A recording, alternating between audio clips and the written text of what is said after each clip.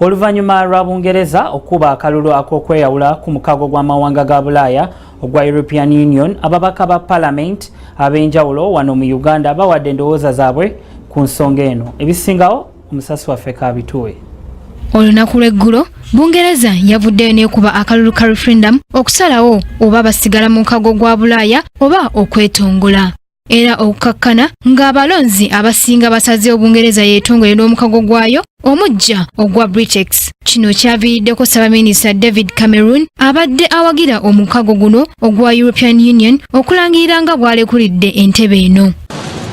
The British people have voted to leave the European Union and their will must be respected. I want to thank everyone who took part in the campaign on my side of the argument, including all those who put aside party differences. Wano mu Uganda, ababaka ba Parliament bawadde endowooza zaabwe ku nsonga ya Bungereza.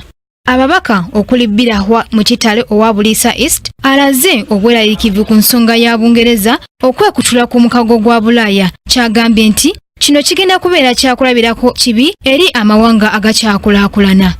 Kituwadde example mbi naye ekifaananyi ekinene kiri nti obweggasi emaani obeera n'akatale kanene mukolera wamu.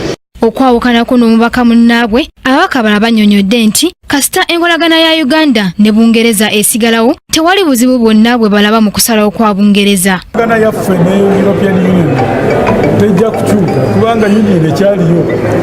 Britain yegenze naye Britain egyo tujja kukolangana ne Britain bilateral one to one. Naye for the Union tujja kukolangana ne Union kubanga Union kyekyo. Enkolagana ya Uganda ne Bungereza yaliwo nga nakyo tekinnakola tekinnabaawo. Enjawulo eyinza okubaawo nti ettu oba obuyambi obadde buva mu European Union nga Bungereza eri wamu nabo. Kya Britain okuva mu European Union no Prime Minister mpulira ngu alekulidde ebyo tebitukwatako nga Uganda era ne Africa yonna kubanga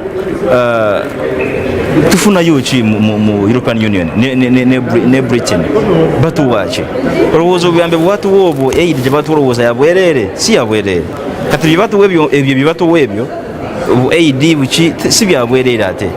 Ekya Bungereza okweyawula ku mukago gwa Bulaaya kireseewo essuula mpya eri bannansi mu ggwanga lino nga buli kimu kyolokedde okukyukakyuka. Ebimu ku byo eggwanga lya Bungereza by'erina okukola kwe kwezza bujja mu by'obusuubuzi, okukola ennongoosereza mu mateeka gaayo, ebintu ebitunuuliddwa ebigenda okutwala akaseera. Britain okuva mu European Union ng'ate eno yebadde emu ku nsi ewaniridde omukago guno, abaka ba Parliament batunnyonnyodde nti kino kigenda kulaga ekifaananyi ekibi naddala eri omukago gwa East African Community omuli Uganda, Kenya ne Tanzania ezikyasika emiguwa naddala mu kukkanya ku nsonga ezimu. Ku Kingdom TV amalindirire nze Joanita Mbabazi. This is Kingdom TV.